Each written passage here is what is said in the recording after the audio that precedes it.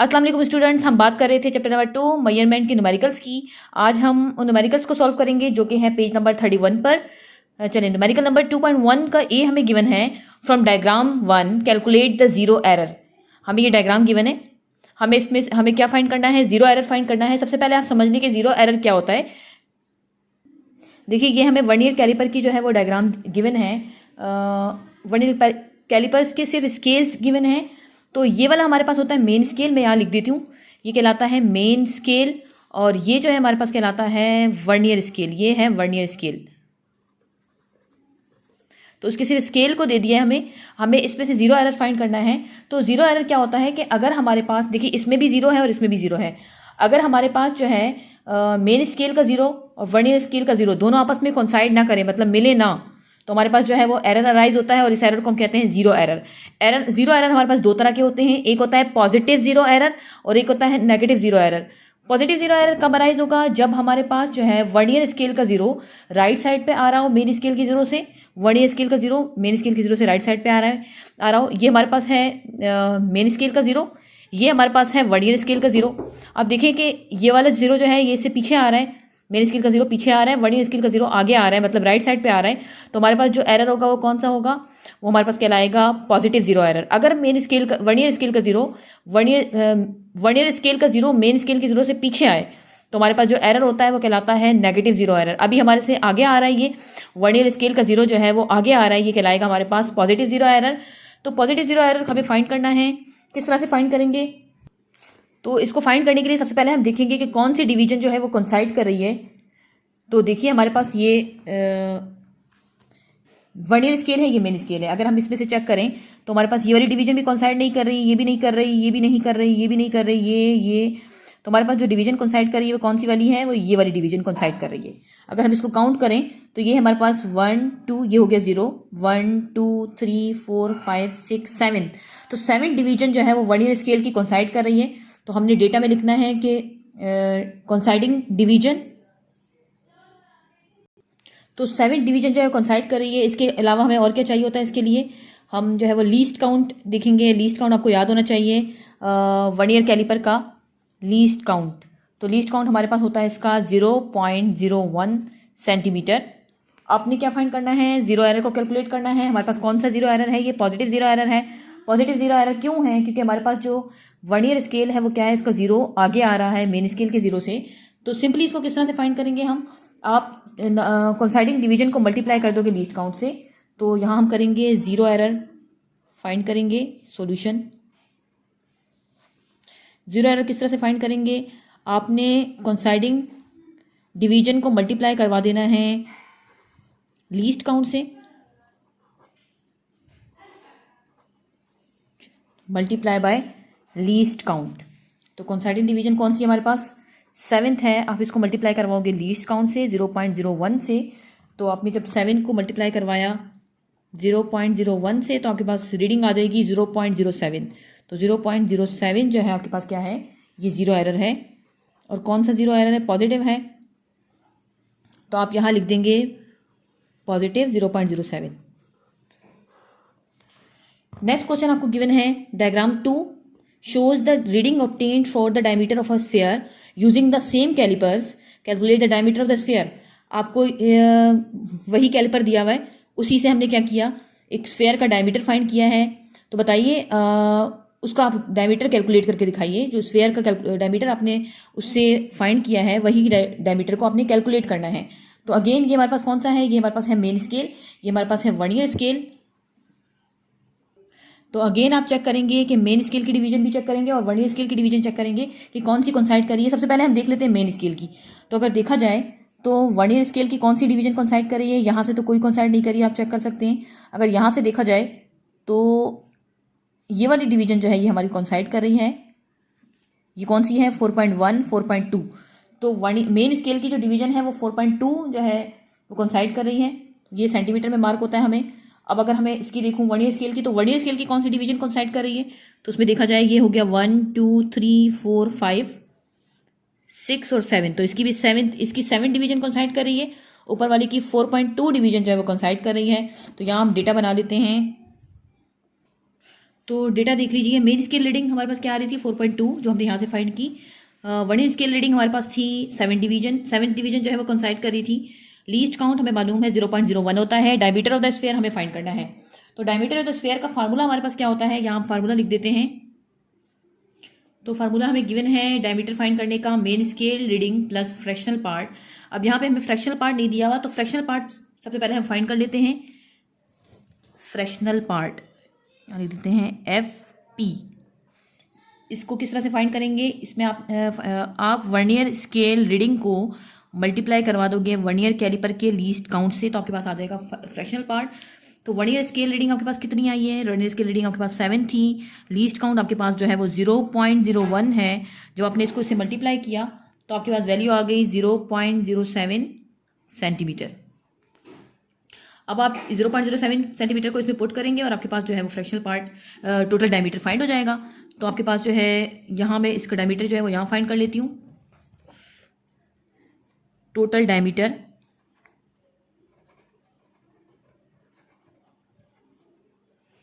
Main scale reading कितनी है, main scale reading plus fractional part. Main scale reading हमारे पास कितनी है, ये है हमारे पास 4.2 प्लस फ्रैक्शनल पार्ट कितना आया है हमने ऊपर फाइंड किया है, ये हमारे पास है 0.07। तो दोनों को जब हमने प्लस किया तो हमारे पास वैल्यू आ जाएगी, तो हमारे पास वैल्यू आ गई 4.27। ये हो गई 4.27। तो हमारे पास टोटल डायमीटर फाइंड हो गया है। अब देखिए हमारे पास जो एरर था ऊपर फर्स्ट डायग्राम में हमने जब देखा था तो पॉजिटिव 0 एरर आ रहा था। तो पॉजिटिव 0 एरर को करेक्ट करने के लिए हम क्या करेंगे, इसमें से माइनस कर देते हैं फ्रैक्शनल पार्ट को। तो यहाँ पे करेक्ट जो है वो डायमीटर निकाल लेते हैं। करेक्ट डायमीटर क्या होगा हमारे पास, आपने क्या किया, आपने जो आपके पास रीडिंग आई है 4.27 उसमें से आपने माइनस करवा दिया किसको, जो आपके पास फ्रैक्शनल पार्ट आया है। फ्रैक्शनल पार्ट आपके पास कितना आया था 0.07। इसमें आपने जब माइनस करवाया तो आपके पास रीडिंग आ गई 4.2 सेंटीमीटर। तो यही आपके पास जो है वो टोटल डायमीटर आ गया। करेक्ट करने के बाद जब आपने पॉजिटिव 0 एरर को भी क्या किया, करेक्ट कर लिया, तो आपके पास जो है वो टोटल डायमीटर कितना आ गया 4.2 सेंटीमीटर। अब क्वेश्चन नंबर 2 स्टार्ट करते हैं 2.2। क्वेश्चन नंबर 2.2 है the mass of an electron is 9.11 exponent minus 13 kilogram, convert it into gram. आपने इसको ग्राम में कन्वर्ट करना है, मिलीग्राम में करना है और माइक्रोग्राम में करना है। तो सबसे पहले इसका डेटा बना लेते हैं हम। Mass of electron, mass of an electron ये हमें गिवन है m 9.11 exponent minus 13 kilogram. Required हमें क्या है, convert it into gram, milligram and microgram. तो इसको कन्वर्ट करना है मिलीग्राम में, माइक्रोग्राम में और ग्राम में। तो यहाँ मैंने लिख दिया मैस इन ग्राम, मिलीग्राम और माइक्रोग्राम हमें रिक्वायर्ड है, ये फाइंड करना है। अब सबसे पहले हम फाइंड कर लेते हैं मैस इन ग्राम में, देन फाइंड करेंगे मिलीग्राम और फिर फाइंड करेंगे माइक्रोग्राम। देखिए सबसे पहले हम कन्वर्जन इन ग्राम करने से पहले एक छोटी सी चीज़ आप समझ लें कि हमारे पास जो वैल्यू है वो क्या है, किलोग्राम में गिवन है। तो किलोग्राम जो है वो लार्ज वैल्यू है और हमें इसको कन्वर्ट करना है ग्राम में, मिलीग्राम में, माइक्रोग्राम में। तो ये सब जो है वो स्मॉल वैल्यू है।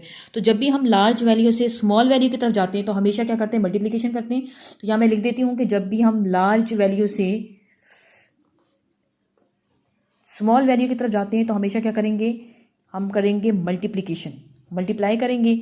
और जब भी आप जो है वो स्मॉल वैल्यू से लार्ज की तरफ जाओगे तो ये आप क्या करोगे, इसमें आप करोगे डिवीजन, डिवाइड करेंगे। तो ये चीज़ आपने याद रखनी है। अभी हम क्या कर रहे हैं, किलोग्राम से ग्राम की तरफ जा रहे हैं, किलोग्राम से मिलीग्राम और माइक्रोग्राम की तरफ जा रहे हैं। तो बड़ी वैल्यू से हम किसकी तरफ जा रहे हैं, छोटी वैल्यू की तरफ। तो हम क्या करेंगे, मल्टीप्लाई करेंगे। और ये करने से पहले हमें पता होना चाहिए कि 1 किलोग्राम, क्योंकि हम किलोग्राम को ग्राम में कन्वर्ट कर रहे हैं, तो जिसको कन्वर्ट कर रहे होते हैं उसको हमने देखना होता है कि वो किसके इक्वल है, वो कितने ग्राम के इक्वल है, या कितने मिलीग्राम के इक्वल है, या कितने माइक्रोग्राम के इक्वल है। तो 1 किलोग्राम हमें मालूम है किसके इक्वल होता है, कि 1000 ग्राम के इक्वल होता है। 1 किलोग्राम 1000 ग्राम के इक्वल है। 2 किलोग्राम किसके इक्वल होगा, 2000 के। 3 किलोग्राम 3000 के। तो 9.11 एक्सपोनेंट माइनस 13 किलोग्राम कितने ग्राम के इक्वल होगा, आपने इसको मल्टीप्लाई कर देना है। 9.11 एक्सपोनेंट माइनस 31 कितने ग्राम के इक्वल होगा, आप इसको मल्टीप्लाई करवा दोगे किससे, 1000 से। तो अगर देखा जाए तो हमारे पास ये वैल्यू किसमें, एक्सपोनेंट में है, तो इसको भी एक्सपोनेंट में कन्वर्ट करना पड़ेगा। तो मैं यहाँ पे साइड पे एक्सपोनेंट में इसको कन्वर्ट कर देती हूँ। 1000 है तो यहाँ पे हमें पॉइंट नज़र नहीं आ रहा, जब पॉइंट किसी वैल्यू में नहीं होता तो हम कंसीडर करते हैं कि कहाँ पे है, लास्ट में है। तो उस पॉइंट को मैं शिफ्ट करवाऊंगी, आप चाहे तो यहाँ तक शिफ्ट करवाओ, यहाँ तक करवाओ, यहाँ तक करवाओ, मैं इसको पॉइंट को यहाँ तक शिफ्ट करवा रही हूँ। तो मैंने पॉइंट को शिफ्ट करवाया, पॉइंट जो है वो हमने कंसिडर कर लिया लास्ट में है, क्योंकि जब वैल्यू के साथ पॉइंट नहीं लगा होता तो हम लास्ट में लेते हैं पॉइंट। तो इसको मैंने शिफ्ट करवाया 1 2 3, तो ये मेरे पास हो जाएगा 1 एक्सपोनेंट कितना हो गया 3, मैंने शिफ्ट करवाया है तो 3 हो जाएगा। हम सीधे हाथ से उल्टे की तरफ जा रहे हैं या राइट साइड से लेफ्ट की तरफ जा रहे हैं, तो हमारे पास जो वैल्यू आएगी एक्सपोनेंट की वो क्या होगी, पॉजिटिव होगी। तो अब मैंने इस 1000 को अगर मैं इसके इक्वल ले लूँ, इसको अगर मैं इस तरह से ले लूँ तो मेरे पास कोई गलत तो नहीं होगा। तो मैंने इसकी जगह क्या ले लिया, 9.11 एक्सपोनेंट -31, और इसको मैंने ले लिया एक्सपोनेंट 3। तो अब ये -3 है, ये +3 है, इसको मैं एक्सपोनेंट को मैंने कॉमन ले लिया, क्या लेंगे 9.11 एक्सपोनेंट -31, और इस एक्सपोनेंट को मैंने एक साथ लिख दिया, कॉमन ले लिया, ये हो जाएगा प्लस, ये प्लस में है तो +3। आप चाहे तो कैलकुलेटर से इसको सॉल्व कर सकते हैं। 9.11 एक्सपोनेंट -31 और 3, -31 में से जब हमने 3 को माइनस किया तो हमारे पास वैल्यू आ जाएगी कितनी, 9.11 एक्सपोनेंट -28। हमने किस में फाइंड किया है, ग्राम में फाइंड किया है, तो यहाँ आप लिख देंगे ग्राम। तो मैथ आपके पास आ गया किस में, ग्राम में। अब हम इस किलोग्राम को चेंज करेंगे किस में, मिलीग्राम में। तो यहाँ पे मिलीग्राम में करके देख लेते हैं। आपने मिलीग्राम में चेंज करना है तो अगेन आप उसी तरह लेंगे कि 1 kg जो है वो कितने मिलीग्राम के इक्वल है। तो ये इक्वल होता है 1 2 3 4 5 6, 1 के साथ 6 0। इसको एक्सपोनेंट में लिखें तो अगेन मैं यहाँ पे चेंज कर देती हूँ, पॉइंट यहाँ हमने कंसिडर कर लिया 1 2 3 4 5 6, तो ये हो गया हमारे पास 1 एक्सपोनेंट 6। तो आपने मल्टीप्लाई करवाना है इससे, तो यहाँ पे हो जाएगा हमारे पास 1 किलोग्राम एक्सपोनेंट 6 के इक्वल है, या 1 के साथ 6 0 के इक्वल है। तो 9.11 एक्सपोनेंट -31 जो है वो किसके इक्वल होगा, ये -31 है, किसके इक्वल होगा। तो आप क्या करोगे, 9.11 एक्सपोनेंट -31 को मल्टीप्लाई करवा दोगे इस एक्सपोनेंट 6 से, तो ये हो गया हमारे पास एक्सपोनेंट 6। आप 1 लिखें या ना लिखें, अगर यहाँ पे 2 होता तो आपको लिखना होता, जब हम 1 नहीं लगाएंगे तो हमें मालूम है कि यहाँ पे 1 है। तो ये हो गया 9.11 एक्सपोनेंट -31, और मल्टीप्लाई कर देंगे आप इसको एक्सपोनेंट 6 से, तो ये माइनस में वैल्यू है, प्लस में वैल्यू है, इस एक्सपोनेंट को और इस एक्सपोनेंट को हमने कॉमन ले लिया, तो ये हो जाएगा 9.11 एक्सपोनेंट -31, और ये प्लस में है तो यहाँ लिख देंगे +6। जब आप -31 में से 6 को माइनस करेंगे तो आपके पास जो वैल्यू आ जाएगी 9.11 एक्सपोनेंट -25, माइनस प्लस होता है माइनस, तो आपने बड़े का साइन लगाना है, तो ये हो जाएगा 9.11 एक्सपोनेंट -25, और किस में चेंज किया है आपने, मिलीग्राम में, तो ये हो जाएगा मिलीग्राम। क्या फाइंड किया है आपने, मैस फाइंड किया है, तो हमारे पास मैस हो गया 9.11 एक्सपोनेंट -25 मिलीग्राम। अब हमने माइक्रोग्राम में कन्वर्ट करना है, तो हमने देखना है कि 1 kg जो है वो कितने माइक्रोग्राम के इक्वल है, ये बिल्कुल इस तरह हमने इसको चेक करना है। तो अगेन 1 किलोग्राम हमने चेंज करना है, तो 1 किलोग्राम इक्वल होता है किसके, 1 के साथ 9 0, 1 2 3 4 5 6 7 8 9, इसको एक्सपोनेंट में लिखें तो 1 एक्सपोनेंट 9, तो 1 kg जो है एक्सपोनेंट 9 के इक्वल है। तो 9.11 एक्सपोनेंट -31 कितने माइक्रोग्राम के इक्वल होगा, तो आप इसको मल्टीप्लाई, किलोग्राम है ये, इसको मल्टीप्लाई करवा दोगे एक्सपोनेंट 9 से, तो जब आपने इसको मल्टीप्लाई करवाया तो 9.11 एक्सपोनेंट -31, और ये प्लस में है तो यहाँ लिख देंगे +9। जब -31 में से आपने 9 को माइनस करवाया तो ये हो गया 9.11 एक्सपोनेंट -22। किस में आपने फाइंड किया है, माइक्रोग्राम में, तो यहाँ लिख देंगे माइक्रोग्राम। मैस फाइंड किया तो यहाँ लिख दें मैस। नेक्स्ट क्वेश्चन करते हैं, क्वेश्चन नंबर 2.3। क्वेश्चन आपके पास क्या है, the radius of hydrogen atom is 0.53 exponent -10 metre, convert it in centimetre, millimetre and nanometre.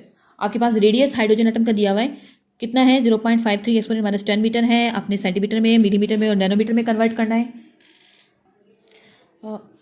Data है radius of hydrogen atom 0.53 exponent -10 metre, radius centimetre, millimetre और nanometre में find करना है। सबसे पहले कर लेते हैं कन्वर्जन इन सेंटीमीटर। तो बिल्कुल इस तरह आपने देखना है कि 1 मीटर जो है वो कितने सेंटीमीटर के इक्वल होगा, 1 मीटर कितने मिलीमीटर के इक्वल होगा, 1 मीटर कितने नैनोमीटर के इक्वल होगा। तो सबसे पहले हम कर लेते हैं कन्वर्जन इन सेंटीमीटर। तो हमें मालूम है कि 1 मीटर जो है वो इक्वल होता है 100 सेंटीमीटर के। 100 बोले तो इसको एक्सपोनेंट में किस तरह लिखेंगे, 1 एक्सपोनेंट 2। अब 1 मीटर जो है वो 100 सेंटीमीटर के इक्वल है, तो 0.53 एक्सपोनेंट माइनस 10 मीटर जो है वो कितने उसके इक्वल, कितने सेंटीमीटर के इक्वल होगा। तो आपने क्या करना है, 0.53 एक्सपोनेंट माइनस 10 उसको मल्टीप्लाई करवा देंगे किससे, एक्सपोनेंट 2 से।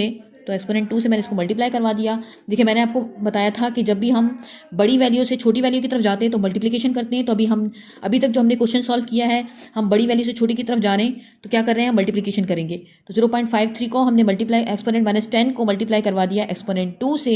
तो जब मैंने इसको इससे मल्टीप्लाई करवाया तो मेरे पास वैल्यू आ जाएगी 0.53। एक्सपोनेंट को मैंने कॉमन ले लिया, ये इसकी वैल्यू एक्सपोनेंट वाली -10 और ये प्लस में है तो इसके साथ लिखेंगे +2। जब -10 में से हमने +2 को माइनस किया तो हमारे पास वैल्यू आ जाएगी 0.53 एक्सपोनेंट माइनस प्लस होता है माइनस, और 10 में से 2 को माइनस किया तो 8 आ जाएगा। और ये हमने क्या फाइंड किया है, रेडियस फाइंड किया है, तो ये हो जाएगा r। किस में फाइंड किया है हमने, सेंटीमीटर में, तो आगे लिख देंगे इसका यूनिट सेंटीमीटर। सेकंड हमारे पास क्वेश्चन है कन्वर्जन इन मिलीमीटर। मिलीमीटर में चेंज करना है किसको, मीटर को मिलीमीटर में चेंज करना है। अगेन हमने देखना है कि 1 मीटर जो है वो कितने मिलीमीटर के इक्वल होगा। तो 1 मीटर जो है वो इक्वल होता है 1000 मिलीमीटर के। अगर इसमें एक्सपोनेंट में लिखूं तो क्या हो जाएगा हमारे पास, 1 एक्सपोनेंट 3। तो 1 मीटर जो है वो एक्सपोनेंट 3 के इक्वल है। तो 0.53 एक्सपोनेंट माइनस 10 किसके इक्वल हो जाएगा, 0.53 एक्सपोनेंट माइनस 10 मीटर जो है उसको मल्टीप्लाई करवा देंगे हम किस में, एक्सपोनेंट 3 से। तो इसको कॉमन ले लेंगे, 0.53 एक्सपोनेंट को मैंने कॉमन ले लिया, -10 ये हो जाएगा +3। आप -3 में से 10 को जब हम -10 में से 3 को जब माइनस किया तो हमारे पास वैल्यू आ गई 0.53 एक्सपोनेंट -7। हमने किस में फाइंड किया है, मिलीमीटर में, तो आगे लिख देंगे आप मिलीमीटर। और रेडियस फाइंड किया तो यहाँ लिख देंगे r। सेकंड चीज़ हमें फाइंड करनी है कन्वर्जन इन नैनोमीटर। तो अगेन हमने देखना है कि 1 मीटर जो है वो कितने नैनोमीटर के इक्वल होता है। अगेन हम मीटर से नैनोमीटर की तरफ जा रहे हैं, मतलब बड़े से जो है वो छोटी वैल्यू की तरफ जा रहे हैं। तो फिर दोबारा हम क्या करेंगे, इसमें से इसको मल्टीप्लाई करेंगे। लेकिन सबसे पहले हम देख लेते हैं कि 1 मीटर कितने नैनोमीटर के इक्वल है। तो 1 मीटर जो है एक के साथ 9 0, 1 2 3 4 5 6 7 8 9, इसको एक्सपोनेंट में लिखो तो ये हो जाएगा एक्सपोनेंट 9। तो 1 मीटर जो एक्सपोनेंट 9 के इक्वल है, तो 0.53 एक्सपोनेंट -10 किसके इक्वल हो जाएगा, 0.53 एक्सपोनेंट -10 कितने नैनोमीटर के इक्वल होगा। आपने अगेन मल्टीप्लाई करवाना है एक्सपोनेंट 9 से। जब आपने इसको 9 से मल्टीप्लाई करवाया तो 0.53 एक्सपोनेंट -10, और इस वाले एक्सपोनेंट को भी मैंने एक दफ़ा लिख दिया, कॉमन ले लिया, -10 + 9। -10 में से जब हमने 9 को माइनस किया तो हमारे पास वैल्यू आ गई 0.53 एक्सपोनेंट माइनस प्लस माइनस, और 10 में से जब 9 को माइनस किया तो ये हो गया 1। किस में चेंज किया है हमने, नैनोमीटर में, यहाँ लिख देंगे नैनोमीटर। रेडियस फाइंड किया है तो r। अब क्वेश्चन नंबर 2.3 गिवन है हमें, the time taken by an electron to complete 1 rotation about it nucleus is 0.5 exponent -18 seconds, convert it into minutes और इन माइक्रो सेकेंड। आपको जो है वो इलेक्ट्रॉन है जो रोटेशन कर रहा है अपने न्यूक्लियस के अराउंड, कितने टाइम में, 0.5 एक्सपोनेंट -18 सेकेंड में। आपने इस सेकेंड को कन्वर्ट करना है मिनट में, सेकेंड को कन्वर्ट करना है आवर्स में, एंड इसको करना है माइक्रो सेकेंड में। तो सबसे पहले इसका डेटा बना लेते हैं। चलो डेटा क्या है हमारे पास, टाइम हमें दिया है 0.5 एक्सपोनेंट -18 सेकेंड्स, और टाइम इन मिनट्स हमारे पास कितना है, टाइम इन हमें रिक्वायर्ड है टाइम इन मिनट्स और माइक्रो सेकेंड में। सबसे पहले हम फाइंड कर लेते हैं कन्वर्जन इन मिनट्स। देखिए आपके पास अभी जो वैल्यू है वो सेकंड में है, आपने इस सेकंड को कन्वर्ट करना है मिनट में, मतलब छोटे से किसकी तरफ जा रहे हैं, बड़े की तरफ। अब तक हमने जितने क्वेश्चन सॉल्व किए हैं उसमें हमारे पास जो है वो वैल्यू बड़ी वैल्यू दी हुई थी, उसको हम छोटे में कन्वर्ट कर रहे थे। अब हम छोटी वैल्यू को कन्वर्ट कर रहे हैं बड़े में। तो मैंने कहा था आपको कि जब हम छोटी वैल्यू से बड़ी की तरफ जाते हैं तो हम क्या करेंगे, डिवीजन करेंगे। तो इसमें हम क्या करेंगे, डिवीजन करेंगे, मिनट्स में चेंज करने के लिए भी डिवीजन करेंगे, आवर्स में चेंज करने के लिए भी क्या करेंगे, डिवीजन करेंगे।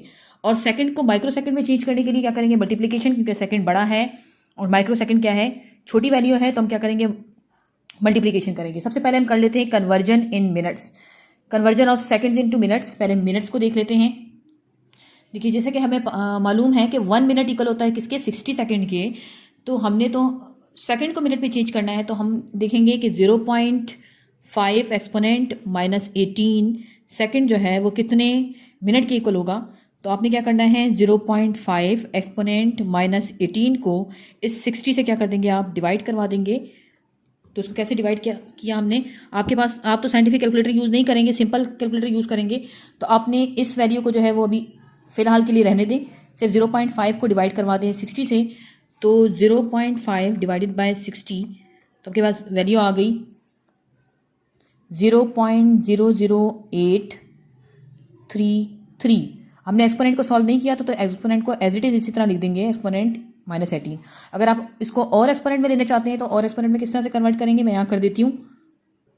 आप चाहे तो इस पॉइंट को यहाँ तक शिफ्ट करवा दें, यहाँ तक करवा दें, यहाँ तक करवा दें। मैं चाहती हूँ कि इस पॉइंट को यहाँ तक करवा दूँ। तो मैंने जब इसको शिफ्ट करवाया 1 2 3, तो ये हो गया 8.33 एक्सपोनेंट -18 ऐसे रहेगा। हमने कितनी दफ़ा शिफ्ट करवाया इसको, हमने 3 तक शिफ्ट करवाया, तो यहाँ हो जाएगा 3। लेकिन जब हम उल्टे से सीधे की तरफ जाते हैं, अभी हमने लेफ्ट से राइट की तरफ गए तो क्या हो जाएगा -3। अब माइनस माइनस होता है प्लस, अब इसका क्या करेंगे, प्लस करेंगे। तो 8.33 एक्सपोनेंट -18 और 3 कितना हो जाएगा आपके पास 21। माइनस माइनस प्लस होता है, साइन आपके पास बड़े का आएगा। आपने प्लस किया और क्या लगा दिया 8.33 एक्सपोनेंट -21। किस में चेंज किया आपने, मिनट में किया, यहाँ लिख देंगे मिनट। सेकंड आपके पास क्वेश्चन है कन्वर्जन इन ऑर्स में कन्वर्ट करना है। अगेन आप डिवाइड करेंगे क्योंकि आप सेकंड से और की तरफ जा रहे हैं। तो इसके लिए आपने क्या करना है, देखना है कि 1 और जो है वो कितने सेकंड के इक्वल है। देखिए 1 और इज इक्वल टू 1 और में हमारे पास कितने मिनट्स होते हैं, 60 मिनट्स होते हैं और हर मिनट्स में 60 सेकंड होते हैं। तो जब आप 60 को 60 से मल्टीप्लाई करोगे तो आपके पास वैल्यू आ जाएगी 3600। तो आपके पास 1 और में कितने सेकंड्स हैं, 1 और इज इक्वल टू 3600 सेकेंड। तो 1 और इज इक्वल टू 3600 सेकेंड। आपने सेकंड को और में चेंज करना है, तो हम क्या करेंगे, हमारे पास वैल्यू दी हुई है 0.5 एक्सपोनेंट -18 सेकेंड। इसको आपने आप फिर अगेन जो है वो छोटी वैल्यू से बड़ी की तरफ जा रहे हैं, मतलब और की तरफ जा रहे हैं। तो आपने क्या करना है 0.5 एक्सपोनेंट -18 कितने और के इक्वल होगा। तो आपने क्या करना है, इस वैल्यू को आप डिवाइड कर दोगे इस वाली वैल्यू से। तो 0.5 एक्सपोनेंट -18 डिवाइडेड बाय 3600। देखिए आपके पास जो वैल्यू है वो एक्सपोनेंट में है, तो हम तो साइंटिफिक कैलकुलेटर यूज़ नहीं करते, तो हम क्या करेंगे, सिंपल कैलकुलेटर यूज़ करेंगे और एक्सपोनेंट को जो है वो सॉल्व नहीं करेंगे। तो आपने क्या करना है 0.5 को डिवाइड करवा देंगे आप 3600 से। तो आपके पास वैल्यू आ जाएगी, मैं यहाँ लिख देती हूँ 0.0001388। एक्सपोनेंट को हमने सॉल्व नहीं किया तो एक्सपोनेंट एज इट इज़ रहेगा -18। अब देखिए आप अगर इसको मज़ीद जो है वो एक्सपोनेंट में लेकर आना चाहते हैं तो आप क्या करेंगे, इस पॉइंट को शिफ्ट करवा देंगे। मैं चाहती हूँ कि पॉइंट को मैं यहाँ तक शिफ्ट कर दूँ, यहाँ तक कर दूँ, आपकी मर्ज़ी, आप यहाँ तक भी कर सकते हैं, यहाँ तक भी कर सकते हैं।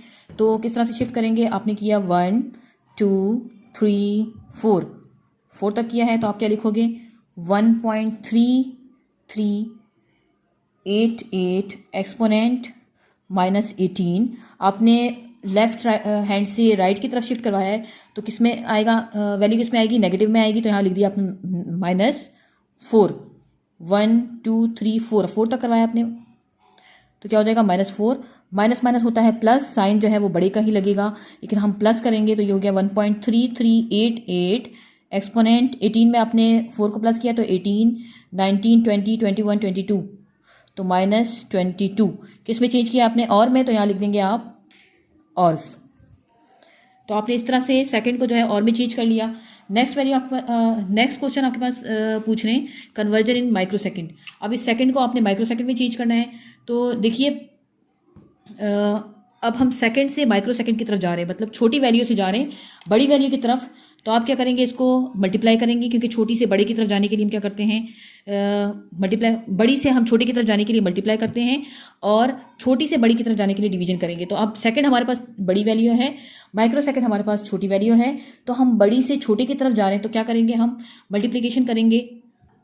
तो सबसे पहले हम देखेंगे कि 1 सेकंड जो है वो कितने माइक्रो सेकंड के इक्वल है। तो हमारे पास होता है 1 सेकंड इज इक्वल टू 1 के साथ 6 0, 1 2 3 4 5 6। इसको एक्सपोनेंट में लिखे तो एक्सपोनेंट 6। तो 1 second is equal to exponent 6 micro second.